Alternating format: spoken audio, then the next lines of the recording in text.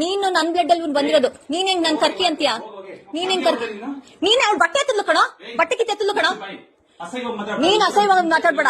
ನೀನ್ ರಶ ಅವಳ ಬಟ್ಟೆ ಎತ್ತದ್ಲು, ನಿನ್ ಅಕ್ಕ ನಾನು. ಬಟ್ಟೆ ಕಿತ್ತ ಎತ್ತಿದಕ್ಕೆ ಬಟ್ಟೆ ಕಿತ್ತ ಎತ್ತದ್ಲು ರಶ. ನಿನ್ ಮೇಲೆ ಹಣೆ ಇರ್ತೀನಿ ನಾನು, ಸುಳ್ಳು ಹೇಳ್ಬೇಡ. ಸರಿ ಸರಿ ಹೋಗ್. ಯಶ ಮನೆಯೊಳಗೆ ಬಂದಿಲ್ಲ.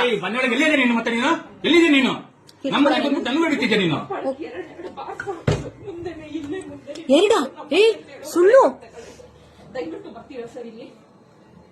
ಹೊಡೆದಿರೋದ ಪ್ರೂಫ್ ಇದೆ, ಮಕ್ಕಳಲ್ಲಿ ಊದಿರೋದು. ಯಶ ಹೊಡೆದಿದ್ದೀನಿ.